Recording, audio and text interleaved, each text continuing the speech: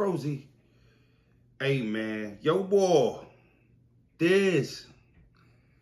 Let me take this walk with me, fellas. What a great fucking battle from two high-level competitors. I don't know if you can, I don't know if you can demonstrate that again. I mean, you're talking about two different genres of battle rap.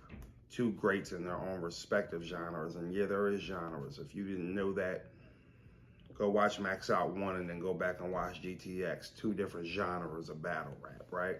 But still, man, it was special to see both them brothers come together and put that matchup together. Dizaster being who he is, Cannabis, Cassidy, first to battle Cassidy, Cannabis. I mean, just the endless of names he's battling two different languages.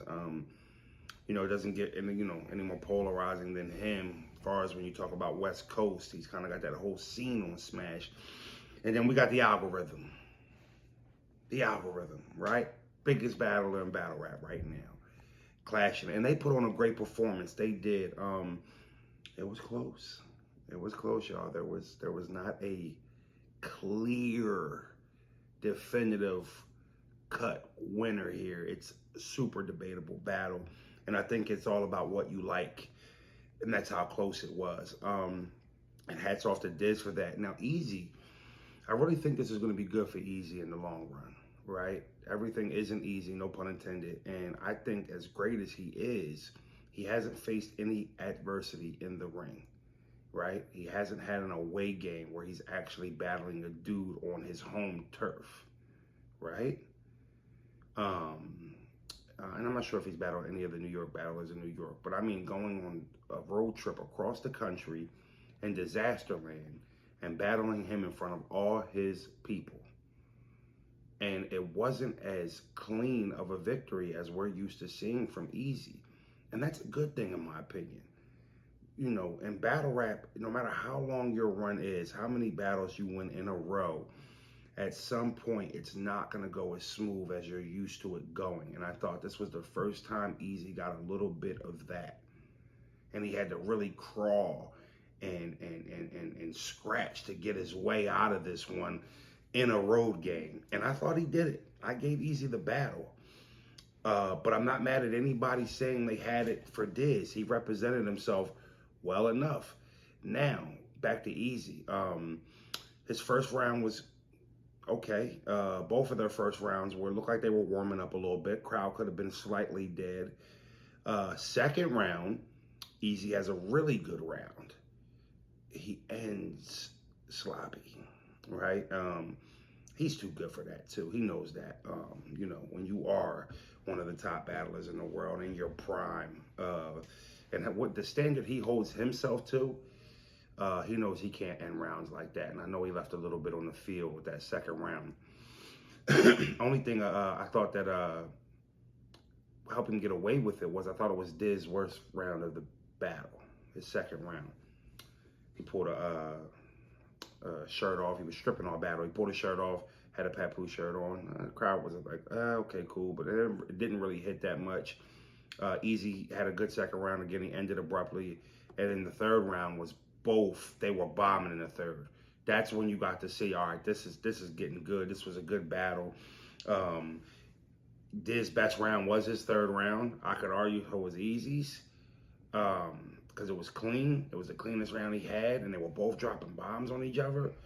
But man, I'm just in awe about how two polar opposite battlers could come together and give you that good of a show, man. It was special, and we haven't seen that since like Arsenal and fucking Conceited, or Arsenal and Awkwards, or Rex and Awkwards, those two genres being brought together and making a great matchup. But I enjoyed it. I enjoyed it. It capped off a long fucking night, which the GTX card was super long. Now, I did want to touch on something with Dizaster. I think it was the second round. He brought up ARP. He said ARP tried to buy Rex off the card. He tried to get Rex off the card or bribe Rex off the card. He called him a F-E get word and a dick sucker. Now, the reason why I'm speaking on this, usually you probably would mind my business or something like this, but I'm kind of a part of this. And back right after Mook and Big K battled a few months back, I think it was Divide and Conquer 2 or something like that. Pardon me. I get a call from ARP 5:30 in the morning. Yo, Froze, he clicks me in with some other fucking dude I never even heard of. He like, yo, you there? Boy, like, yeah. Froze, you there? I'm like, yeah, bro. It's 5:30 in the morning. My breath stink, cold in my eyes. Like, I didn't know what the fuck ARP wanted. He goes, yo, did I ever tell you that Murder Mook's manager was a police, Murder Mook security guard was a police officer or some shit like that? Or his manager? I'm like, no. What the fuck would you tell me that for? Why the fuck would I care about who Mook walk around with? He said, did you ever tell Big K that Murder Mook, manager or security guard was a police officer? I'm like, yo, hey, why the fuck are you asking me this, bro? Like, where is this coming from? And I don't even talk to fucking Big K outside of battle rap. We're not friends or nothing like that. No, I'm probably always talk at the hotels and at the events when we see each other on the weekends, but me and Big K ain't fucking friends. So why would I call him and tell him that? He said, all right, that's all I needed. So before he hangs up, pardon me, fellas, before he hangs up, the Boul start questioning me. So you never told me. I don't even know, boy. I say, yo, I answered the fucking question, bro. I don't know you, and I don't gotta answer to you, nigga. He told me, calm down. I don't gotta calm down nothing, nigga. I answered it. ARP hangs the phone up before it goes left. Calls me back, 10 o'clock, 5 hours later. Yo, this what happened, bro. Rex went around telling people that I told him that. So now all Dot Mob running around arguing, trying to figure out who spilled the beans. For some reason, Rex thought it was cool to say I told him that. I told him that ARP told. I don't even talk to Rex. So Rex completely lied to ARP, to all his homies. That never happened. Me and Rex never had a conversation about Mook ever in our life, right? You lied, Rex. So when Dizaster gets into this spew, you tried to bribe Rex off the card. I'm like, Diz, you fell for that. Rex be lying. I'm gonna just be honest with you. He do.